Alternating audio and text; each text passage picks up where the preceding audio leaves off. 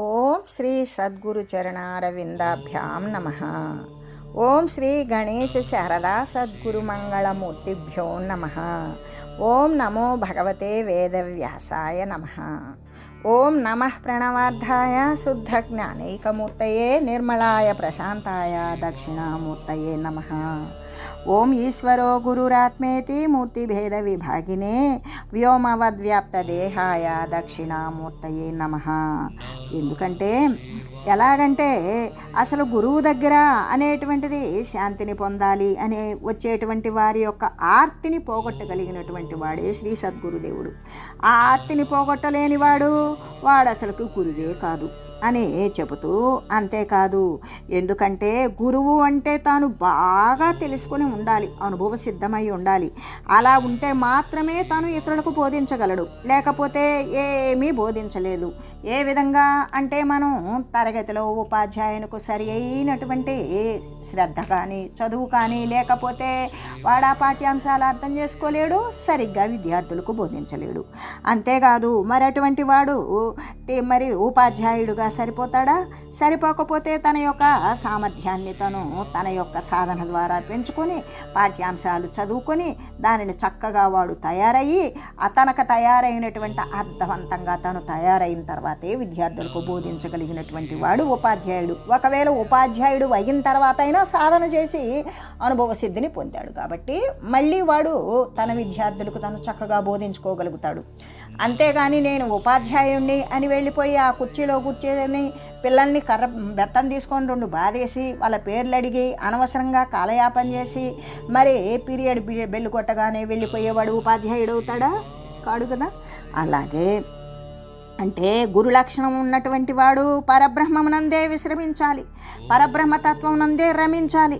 ఆ విధంగా పరమశాంతినే పొందాలి. అలా పరమశాంతిని పొందినటువంటి వాని యొక్క స్వరూపమే గురు స్వరూపం. అది లేనటువంటి వాడు ఆశ్రయించిన వానికి ఆత్మజ్ఞానాన్ని పొందించలేడు కదా. అంతేకాదు ఈ తాపత్రయాలు ఏవైతే ఉన్నాయో ఆ తాపత్రయాల ద్వారానే శరీరాల యొక్క రాకపోకలు మరి కొనసాగిస్తూ నిర్విరామంగా కొనసాగుతూ కోట్ల కోట్ల ధరించుకుంటూ ఉండేటువంటి తాపత్రయాలను పోగొట్టగలగాలి. అలా తాపత్రయాల్ని శాంతింపజేసి వాటిని నివారించాలి అంటే దానికి తత్సంబంధమైనటువంటి జ్ఞానాన్ని ఉపదేశించాలి. దాని ద్వారా మాత్రమే వాడు ఆ జ్ఞానామృతాన్ని వాడు ఎప్పుడైతే సేవిస్తాడో తాపత్రయ శాంతి అనేది జరుగుతుంది. కాబట్టి తాను గనక ఒకవేళ ఆకలి దప్పికలతో బాధపడేటువంటి వాడు ప్రక్కవాని యొక్క ఆకలి దప్పికలు తీర్చలేనట్లుగానే మరి తాను కడు దరిద్రుడు అనుకో, ఒకవేళ పరమదరిద్రుడు అయినప్పుడు మరి అటువంటి వాడు ప్రజల్ని నేను అందరినీ కూడా ఈ గ్రామం అంతా ధనవంతమైనటువంటి గ్రామంగా తయారు చేస్తాను అంటే తనకే ఆ పూటకి సరిపోయేటువంటి గింజలు తెచ్చుకునేటువంటి ధనం కూడా లేని దరిద్రుడు. అంటే ఏ విధంగా పూటబత్యం పుల్ల వెలుగు ఆ టైపులో బ్రతికేటువంటి వాడు నేను ఈ గ్రామాన్నంతా పటాటోపంగా నేను ఉద్ధరించేస్తాను, ధనవంతంగా మార్చేస్తాను, ఆర్థిక స్థితిలో మెరుగుపరుస్తాను అని చెప్పడం ఏ విధంగా ఉంటుంది అంటే అటువంటి గర్వాతిరేకాలు అతిశయోక్తులు అనేవి తనకి ఉపయోగపడవు, తనను ఆశ్రయించిన వారికి ఉపయోగపడవు. అంటే దరిద్రుడైన వాడు ప్రజల్ని ధనవంతులుగా చేయగలుగుతాడా? చేయలేడు. అలాగే ఒక వైద్యుడు ఉన్నాడు. తను ఆరోగ్యంగా ఉన్నప్పుడు మాత్రమే తన దగ్గరికి వచ్చినటువంటి రోగుల్ని చక్కగా పరిశీలించి వాళ్ళ రోగానికి తగినటువంటి మందుని ఇవ్వగలుగుతాడు. తనే మహావ్యాధికి లోనై ఉన్నప్పుడు, వ్యాధి చేత బాధపడుతూ ఉన్నప్పుడు మరి ఇతరుల యొక్క రోగాన్ని పోగొట్టగలుగుతాడా? అసలు వాడు వైద్యుడవుతాడా? తన యొక్క శారీరక మానసికమైనటువంటి పరిస్థితులు సక్రమంగా ఉన్నప్పుడే, వికాసవంతంగా ఉన్నప్పుడే నీవు రోగులను చక్కగా చూడగలుగుతావు. వాళ్ళకి తగినటువంటి వాళ్ళకి ఏ వ్యాధితో బాధపడుతున్నారో నీవు దానిని గుర్తించగలుగుతావు. ఆ గుర్తించినటువంటి రోగానికి తగినటువంటి ఔషధాన్ని ఇచ్చి వాళ్ళ బాధను పోగొట్టగలుగుతావు.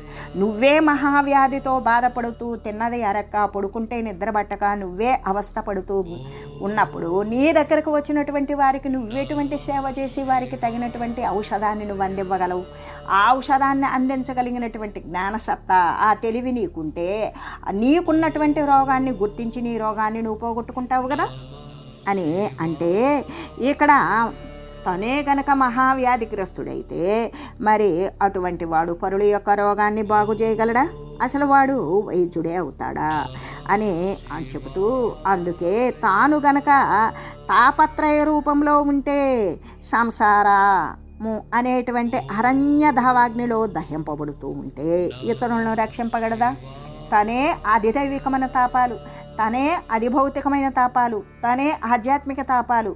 అంటే ఏదొచ్చి నన్ను ఏం చేస్తుందో, ఏ రోగం వచ్చి ఏం చేస్తుందో, ఏ ఆస్తి ఎటుపోతుందో, మరి ప్రకృతి యొక్క ధర్మాల వల్ల ఏ పంట ఇబ్బంది అయిపోతుందో, ఇటువంటి వాటిలో తాపత్రయపడి ఈ సంవత్సరం ఎంత వచ్చింది, మరో సంవత్సరం అంత వస్తుంది, దీని ద్వారా ఎంత చేయాలి, లేదా మరొకటి కొనాలి, ఈ విధమైనటువంటి తాపత్రయాలలో పడిపోయి మరి నీవు ఆ తాపత్రయం అనేటువంటిది ఎటువంటిది? సంసారం. ఆ తాపత్రయ సంసారం, దాని ద్వారానే వచ్చినటువంటి శరీరాలు కదా. ఆ శరీరాలతో నువ్వు వర్ధిల్లుతూ క్షీణిల్లుతూ ఉన్నప్పుడు ఆ విధంగా అదే ఒక అరణ్య ధావాగ్నిలాగా, అరణ్యంలో పడినటువంటి అగ్ని పచ్చి చెట్లను కూడా కాల్చివేసినట్లుగానే అలా దహించబడుతూ ఉన్న తాపత్రయాలతో నిండిపోయి ఉన్న శరీరాల యొక్క రాకపోకలకు శాశ్వత పరిష్కార మార్గం నీవే తెలుసుకోలేకపోతే మరి అటువంటి వారిని నీవే విధంగా రక్షించగలవు? అసలు నువ్వు ఇతరులను రక్షించగలవా అనేటువంటి దానిని గురించి తెలియజేస్తూ, ఇవన్నీ కూడా ఏంటి అంటే సరైనటువంటి సద్గురుడు కానివాడు, సత్తునందు స్థిరపడనవాడు, ఏ పరబ్రహ్మతత్వమునందు తన యొక్క మరి ప్రవిలాపనము జరగనివాడు, తన యొక్క జీవత్వాన్ని అజ్ఞానాన్ని నశింపజేసుకొని తన యొక్క విజ్ఞాన ఖని అయిన వాడు. ఈ విధంగా అంటే ఏ జీవుడైతే ఉన్నాడో వాడు శివుడై ఉండేటువంటి వాడు, మహా కళ్యాణకరమైనటువంటి సర్వవ్యాపకమైనటువంటి పరబ్రహ్మమునందు ఆ స్థానాన్ని పొంది తనే పరబ్రహ్మ అయినటువంటి వాడు. మరి వాడైతేనే తనను ఆశ్రయించినటువంటి ఆర్తుల యొక్క కష్టాలను క్లేశాలను పోగొట్టగలడు. అటువంటి వాడు మాత్రమే 4 రకాలైనటువంటి కష్టాన్ని, ఒక శరీరానికి ఒక జన్మకి సంబంధించినటువంటి కష్టాన్ని తొలగించగలడు, లేదా మళ్ళీ కూడా శరీరాల యొక్క పరంపర కొనసాగకుండా చేయగలిగిన జ్ఞానాన్ని కూడా బోధించి అది కూడా నివారించగలడు. అక్కడ ఏమైంది అంటే సర్వానికి సమర్థుడై ఉన్నాడు సద్గురుడు అయినటువంటి వాడు. అది లేనటువంటిది తను ఇహాన్ని కూడా మరి పొందలేడు. ఇహంలో తను అలజడిగానే ఉంటాడు. తనల్ని ఆశ్రయించవచ్చిన వాడికి అలజడితో కూడినటువంటి కపటోపాయాలే చెప్తాడు. తను ఆత్మజ్ఞానం వరకు వస్తే అది అసలు తనకు అనుభవ సిద్ధే లేదు కాబట్టి ఆ తత్వాన్ని బోధించిన నిరుపయోగమే అవుతుంది. తనకి కాలయాపన, వచ్చిన వారికి కాలయాపన, లేనిపోయిన ఉభయభ్రష్టత్వం, దోషత్వాలు, మలినాలు, మరి ఈ దుష్టకర్మల యొక్క ప్రాపకం ఏంటి? శరీరాల యొక్క కొనసాగింపు అని చెబుతూ, కాబట్టి ఇవన్నీ కూడా మనం ఊహించుకోవచ్చు, తెలియజేసుకోవచ్చు. కాబట్టి ఇక బద్ధులైనటువంటి గురువులని దేనికి అంటే పరబ్రహ్మమునందు వాడు లీనము కానటువంటి వాడు, సాంసారిక క్రియల్లో బద్ధుడైనటువంటి వాడు, మరి కపటంతో మలినంతో నేను వేదాంతిని, నేను గురువుని అని పటాటోపం చూపించేటువంటి వాడిని, అటువంటి గురువులను వదిలివేయాలి. ఎలాగంటే పరుడగునా భగవంతుని వరుస తెలుపున తడేసు గురువు, నరుడెవడైనన్ గురు తెల్పనేరకుండిన గురుడెట్లగువాడు పశువు కుంభినిలోనన్. ఏ విధంగా పరతత్వముతో ఉన్నటువంటి ఆ భగవత్ స్వరూపాన్ని మరి వరుస దానిని ఏ విధంగా తన యొక్క అజ్ఞానాన్ని అధిగమించి జ్ఞానతత్వాన్ని పొందేటువంటి వరుస తెలిపినటువంటి వాడే సద్గురువు. ఆ వరుస ఎవడైతే తెలుపుతాడో, పరమాత్మ తత్వం అంటే ఇది అని నిర్దిష్టంగా చెప్పగలుగుతున్నాడు అంటే తను ఆ స్థానాన్ని పొంది ఉన్నాడు. అటువంటి ఆ భగవంతుని యొక్క స్థితి, ఆ యొక్క సానుకూలము, తనకు వచ్చినటువంటి ఆటంకాలు, ప్రతికూలాలు అన్నీ కూడా అజ్ఞాన సంబంధమైనవి. వాటిని దూరీకరించుకొని జ్ఞాన మార్గంలో వాడు పయనించేటువంటి వాడు ఆ స్థితిని పొందగలుగుతాడు. ఆ స్థితిని పొందినటువంటి వాడు మాత్రమే మంచి గురువు. వాడు మరి నరుడు ఎవడైనప్పటికీ కూడా వాడు అంటే ఏ లింగానికి చెందిన, ఏ వర్గానికి చెందిన, ఏ ఆశ్రమ ధర్మానికి చెందిన, ఏ కులానికి మతానికి చెందిన, ఏ ప్రదేశానికి చెందిన, ఏ భాషకు చెందినా కూడా అటువంటి గురుడు మాత్రమే మంచి గురుడు ఆడు ఏ దాంట్లో ఉన్నప్పటికీ కూడా. అదే ఒకవేళ పరమాత్మ యొక్క గురి అంటే ఇది పరమాత్మ తత్వము అని ఆ చిహ్నాన్ని ఆ గురుతుని తెలియలేదనుకో, అది తెలపలేదనుకో, వాడు గురుడు ఎట్లవుతాడు? ఎందుకు అంటే వాడు పొసువే అవుతాడు. పొసువే అయ్యి మరి ఏ విధంగా నేను గురువును అనుకుంటాడు. అటువంటి పొసువులు అయినటువంటి గురువులని వదిలివేయండి అని తెలియజేస్తూ, ఎలాగంటే అటువంటి గురువులను వదలాలి అని చెప్తూ ఉన్నారు కదా. అందుకే లేదనుకో ఇంకొక విషయం, అంధేనైవ నియామాన యథంద అనేటువంటి దుర్గతినే పొందుతూ ఉన్నాడు. ఒక గ్రుడ్డివాడు ఉన్నాడు. ఆ గ్రుడ్డివాడికి తాను పోయేటువంటి మార్గమే తనకు కనబడదు, మరి ఇంకొకడికి దారి చూపిస్తాను అనడం. అలాగే ఆత్మ జ్ఞానం విషయంలో, తన తత్వం అనుభవ విషయంలో తానే అది అనుభవించలేకపోతే తనను ఆశ్రయించిన వాడికి ఆ అనుభవాన్ని ఏ విధంగా కల్పించగలడు? సాధ్యం కాదు కదా అని చెబుతూ, అందుకే ఏమని చెప్తూ ఉన్నారు అంటే, శ్రీ గురుదేవుడు సేవింపదగినటువంటి వాడు. అట్టి గురువర్యుడు ఏ విధంగా ఉండాలి అనే విషయాన్ని విస్తారంగా తెలియజేసి, అంతేకాని బాహ్య సంబంధమైన విషయాలను వదలక ఆత్మతత్వాన్ని పొందలేక ఉన్నటువంటి గురువులను వదిలివేయాలి అని తెలియజేస్తూ, శిలాయాః కిం పరం జ్ఞానం శిలా సంఘా ప్రతారణే స్వయం త్యక్తుం న జానాతి పరం నిస్తారయేత్ కథం. ఎలాగంటే ఇప్పుడు ఏమని చెప్పారు? శిలాయాః కిం పరజ్ఞానం. పాషాణానికి జ్ఞానం ఉంటుందా? పాషాణము అంటే బండ లేదా రాయి లేదా ఒక చిన్న కొండ, ఏదో ఒకటి. ఈ విధంగా పాషాణము రాతికి జ్ఞానం ఉంటుందా? దానికి స్పర్శ తెలుస్తుందా? ఏమీ ఉండదు. కాబట్టి అటువంటి అది ఇక్కడ జ్ఞానము లేనటువంటిది శిలే కదా. అదే శిల మరి ఇంకా కొన్ని శిలలను అంటే జ్ఞానం లేని రాయి మరికొన్ని రాళ్లను జ్ఞానం కలుగజేసి నిన్ను తరింపజేస్తాను అనడం అనేది ఎలా ఉంటుంది అంటే, ఆత్మజ్ఞానం లేనటువంటి గురువు మరి నీకు ఆత్మజ్ఞానాన్ని కలగజేస్తాను అన్నట్లుగానే. ఎలా అంటే, నాకు ఆకలిస్తుంది అన్నం పెట్టు, నీకు ఆకలి కాకుండా మంత్రం చెప్తాను అన్నట్లు ఉంటుంది ఇది. అలాగే ఇది ఎట్లా సంభవం? నీవే చెప్పు అని అనుకుంటూ, ఇంకా కూడా అలాగే తాము గనక జ్ఞానాన్ని పొందలేదనుకో, మరి జ్ఞానాన్ని పొందనటువంటి వాడు ఏ విధంగా అంటే భవసాగరాన్ని, ఈ శరీరము అనేటువంటిది ఉత్పన్నం కాకుండా, ఒకవేళ పతనమైన తర్వాత మరో శరీరం ధరించుకొని రాకుండా ఉండేటువంటి మార్గాన్ని అతను తెలుసుకుంటాడా? అతనికే తెలియకపోతే తనను అనుసరించేటువంటి వారికి ఆ విషయాన్ని ఎలా చెప్తాడు? తనే మరొక శరీరం తీసుకొని, మరొక శరీరం కాదు ఇంకా ఎన్నో శరీరాలు తీసుకురావటానికి ఉన్నటువంటి కర్మ ప్రపంచాన్ని పెంచేసుకున్నప్పుడు, తనను ఆశ్రయించిన వాడికి కర్మ యావత్తూ నశింపజేసి ఈ యొక్క మరొక శరీరం రాకుండా భవసాగరాన్ని వాడెలా ఆపగలుగుతాడు? అంటే అటువంటి వాడు తత్వ మార్గాన్ని, తత్వము అంటే శాశ్వతమైనటువంటి మార్గం ఏదైతే ఉన్నదో అదే జ్ఞానము కదా. ఆ జ్ఞాన మార్గాన్ని వాడే తెలియకపోతే ఇతరులని అజ్ఞాన సముద్రము నుండి, అంటే అజ్ఞాన సముద్రము అంటే సముద్రము అనేది ఎందుకు పదే పదే తెలియజేస్తూ ఉన్నారు అంటే, అలలు నీటి కంటే విడివడినటువంటివి కావు. అయినా కూడా ఆ నీటి యందు అలలు ఎప్పుడు వస్తూనే ఉంటాయి. అలలు పోయిన తర్వాత స్నానం ఆచరించాలి అని కూర్చున్నవాడు ఆ శరీరం వదిలేదాకా కూడా వాడు స్నానం చేయగలడా? ఎందుకు అంటే అలలు అనేటువంటివి సముద్రంలోని ఒక విషయం, అదేవిధంగా ఒక భాగం.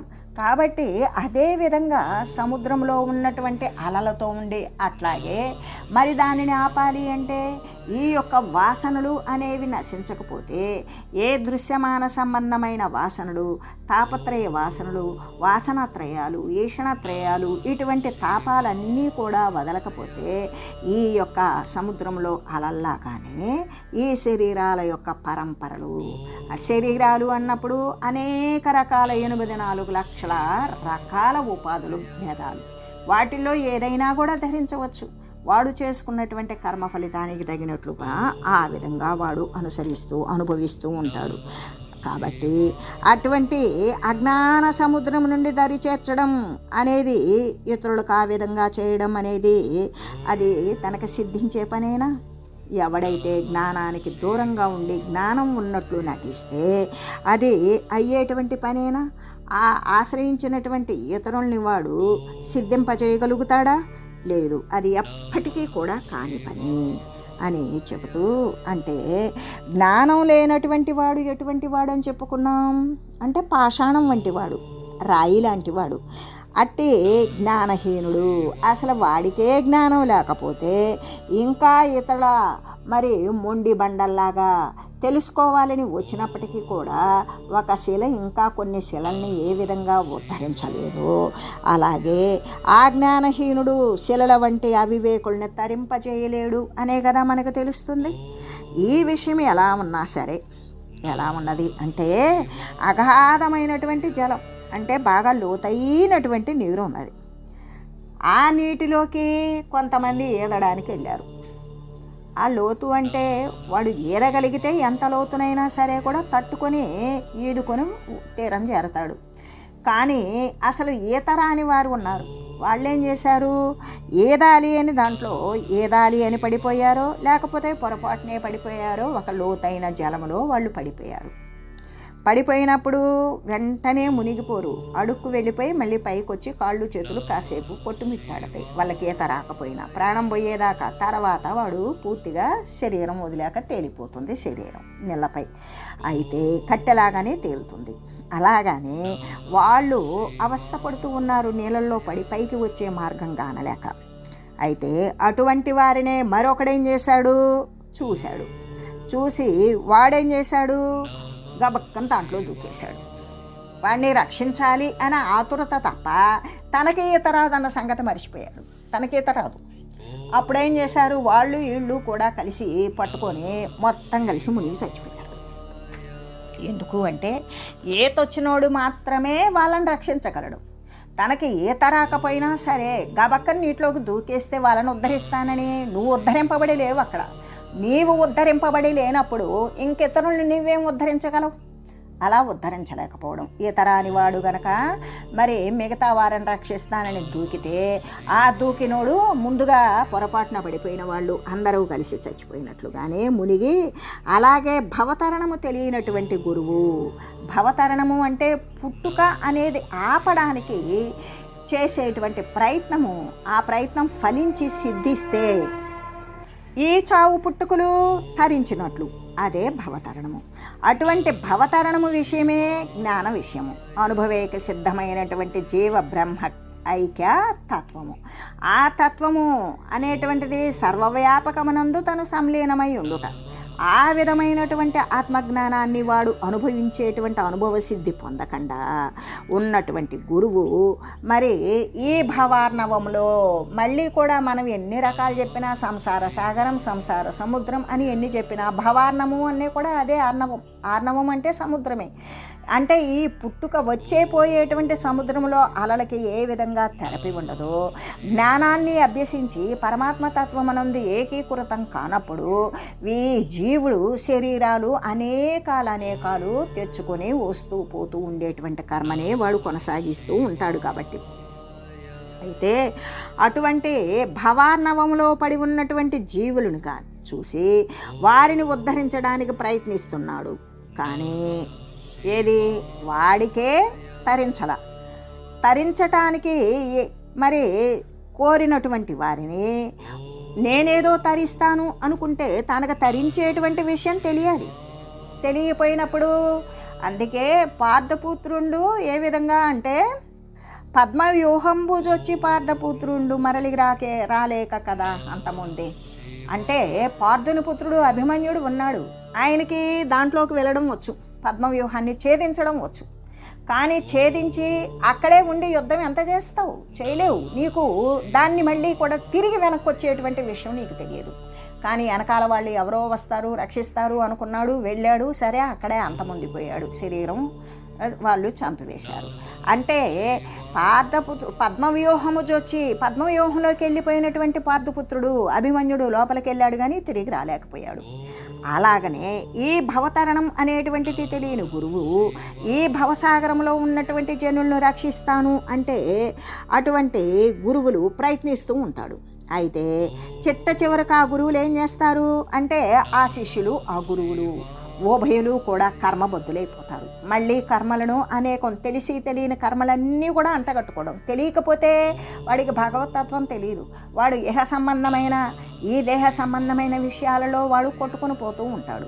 కానీ కొంత ఇందుట్లోకి వచ్చి కొన్ని మాటలు వైరాగ్యపూరితంగా మాట్లాడుతూ చూసేది చేసేది మానసికంగా సంతోషంగా ఆసక్తితో చేస్తూ నోటి మాట మట్టుకు మాత్రమే ఇదంతా అబద్ధం, ఇదంతా మిథ్య, ఇదంతా ఒత్తది అని చెప్పుకుంటూ ఉండడం. ఈ విధంగా ఈరోజు ఇంట్లో ఉంటే రేపు మంటలో ఉంటాం అనేటువంటి విషయాలను మరి ఇతరుల ముందు పటాటోపంగా చెప్పుకోవడం, అశాశ్వతంగా తను భావిస్తున్నట్లు, అంత అశాశ్వతమైతే తనే సత్యవస్తువునందు నిలబడినట్లు ఇటువంటి నాటకాలు ఆడేటువంటి వాళ్ళు కాబట్టి క్రొత్త రకమైనటువంటి కర్మలకు బద్దులవుతారు. ఎందుకు? ఏ విధమైనటువంటి మాటతో, ఏ విధమైన క్రొత్తదనంతో, ఏ ఉపమానంతో, ఏ సాదృశ్యంతో వాళ్ళని కట్టి ఉంచాలి. వాళ్ళకి ఆసక్తి గొలిపే విషయాలు కొన్ని, తన దగ్గరే నిలబడి ఉండటానికి ఆసక్తి గొలిపే విషయాలు కొన్ని చెప్పాలి. అలా చెప్పలేదనుకో వాళ్ళు వెళ్ళిపోతారు. వాళ్ళని అలా కట్టి ఉంచడం అంటే వాళ్ళు వచ్చినటువంటి విషయం వేరు. వాళ్ళు పరమశాంతిని పొందాలి అని వస్తే పరమశాంతిని కాదు, పరమ అశాంతిని అంటగట్టేస్తున్నాడు గురువు. ఎందుకు అంటే ఆ గురువుకు అసలు విషయం తెలియదు కాబట్టి. ఆ విధంగా ఆ శిష్యులు ఈ గురువులు కూడా కర్మబద్ధులైపోతారు. కర్మబద్ధులైపోయి ఏం చేస్తారు? మహాభయంకరమైనటువంటి మళ్ళీ శరీరం కనుక పతనమైందో మళ్ళీ కూడా శరీరాలు వేసుకొని వస్తారు. ఎందుకు? వాళ్ళకి మూలం కంటా ఉన్నటువంటి జ్ఞానం ద్వారా దానిలో ఆశ్రయించి ఉన్న జ్ఞానాన్ని కోసం ఆ జ్ఞానాన్ని అంటగట్టుకొని మళ్ళీ శరీరాల యొక్క రాకపోకలు అనేది కొనసాగేటట్లుగా ఆ యొక్క సంసార సాగరంలో మునిగిపోయి వాళ్ళు మృత్యువునే పొందుతారు. మృత్యువు పొందాడు అంటే శరీరం మళ్ళీ ధరించుకొని వస్తాడు. ధరించుకొని వచ్చాడు అంటే ఈ ధరించుకొని శరీరం వదిలేలోగా అనేక క్లేశాలు, బంధువర్గము, కుటుంబ పరిస్థితులు, వాని యొక్క అభివృద్ధి, వాని యొక్క అనారోగ్యము, ఇంట్లో వాళ్ళ అనారోగ్యము, వాడికి వచ్చే ముసలితనము, అంటే ఒకంత సుఖం యొక్క ఆశ కోసం మరింత దుఃఖాలు, బాధలు, క్లేశాలు పడుతూ ఆ శరీరాలు ఆ విధంగా కొనసాగిస్తూ వదిలివేస్తూ ఎప్పుడైతే వాని యొక్క జిజ్ఞాస అధికమై జ్ఞాన విషయమునందు వాడు ఆవృతుడై ఉంటాడో అప్పుడు మాత్రమే వాడికి సద్గురువు లభించి వాడు ముక్తి పొందుతాడు. లేకపోతే అంతవరకు ఈ సంసార సాగరంలో పడి ఉండవలసిందే అని చెబుతూ ఓం మంగళం శ్రీ గురుదేవాయ మహనీయ గుణాత్మనే సర్వలోక శరణ్యాయ సాధురూపాయ మంగళం. ఓం లోక సమస్త సుఖినో భవంతు. ఓం శ్రీ సద్గురు పరబ్రహ్మార్పణమస్తు. ఓం తత్సత్.